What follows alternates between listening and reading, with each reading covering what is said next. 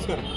शासन बातम्या चॅनलमध्ये आज आपण जो मुहूर्तमेढ जिथून रोवली जाते त्या गिरणगावात आहोत. गिरणगावात हा गणपती घराघरात, रस्त्यावर, सार्वजनिक ठिकाणी सगळीकडे जाणवतो.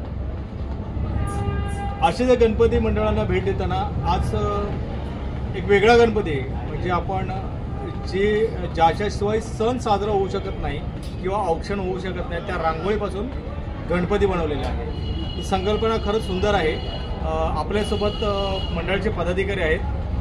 साहेब नमस्कार, आपल्या चॅनलमध्ये आपलं स्वागत. जरा आपल्या मंडळाचं आणि गणपती बाप्पाचं जरा आपण माहिती द्या. मंडळाचं आमचं हे 77वं वर्ष आहे. परळचा कलाधिपती म्हणून संपूर्ण मुंबईमध्ये हा गणपती प्रसिद्ध आहे. प्रत्येक वर्षी आम्ही इको फ्रेंडली म्हणून नवीन नवीन संकल्पना राबवत असतो. आजपर्यंत आम्ही तिळाचा, काजूचा, साखरेचा, मागच्याच वर्षी आम्ही कापसापासून संपूर्ण मूर्ती बनवलेली. असे वेगवेगळे जिवंत दुर्वांचा मूर्ती बनवलेली.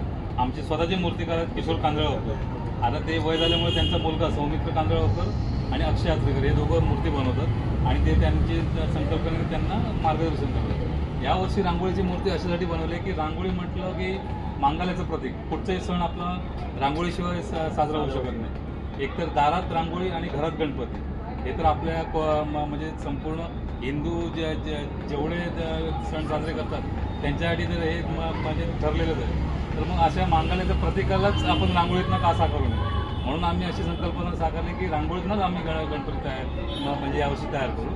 आणि संकल्पना पण अशीच आहे. त्याबरोबर अशी अजून एक संकल्पना साकारली की आता गिरणगावात चाळी हळूहळू लोप होत चालल्या. आता फ्लॅट संस्कृती आली. प्रत्येक फ्लॅटचा दरवाजा बंद असतो. आम्ही ही चाळ दाखवली आहे. त्याचा प्रत्येकाचा दरवाजा बघा उघडा आहे. जसे अगोदर चाळीचे दरवाजे उघडे असायचे, शेजाऱ्यांच्या मनाचे दरवाजे देखील उघडे असायचे. म्हणून आम्ही चाळ संस्कृती पण त्याच्याबरोबर दाखवली की चाळीचा गणपती आहे. चाळीमध्ये दिवाळी साजरी होते. दिवाळी साजरी होताना ते दिवाळीसाठी रांगोळी सगळे चाळीतली मुलं मुली हे करतायत, घालतायत आणि त्या रांगोळीतनं गणपती साकार झाले.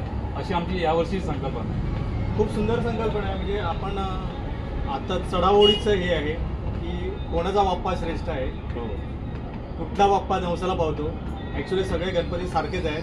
सगळा बाप्पा एकच आहे. तुम्ही तुमच्या मनातून किती श्रद्धा आहे याच्यावर सगळं अवलंबून आहे. तुमच्या मंडळाचे सामाजिक उपक्रम वगैरे त्याची माहिती द्या. सामाजिक उपक्रम म्हणजे आमचं आता 2 दिवसापूर्वी ऑर्गन डोनेशन यावर KM हॉस्पिटलमधनं कॅम्प झाला. असे इतर शिरोडकर हॉस्पिटलसाठी वाया वाटप वगैरे मंडळ जिथे एक सेक्शन आहे त्यांचं थोडंसं गतिमंद मुलांसाठी त्यांच्यासाठी मदत करतो. असे उपक्रम चालू असतात. खऱ्या अर्थाने 64 कलांचा अधिपती ज्यांना म्हटलं जातं त्या 64 कलांच्या अधिपतीसाठी जे खऱ्या अर्थाने कार्य करतं ते मंडळ आज आम्हाला प्रत्यक्ष दर्शित बसलेलं आहे. धन्यवाद साहेब, आपण आम्हाला आमच्या चॅनलला मुलाखत दिल्याबद्दल धन्यवाद.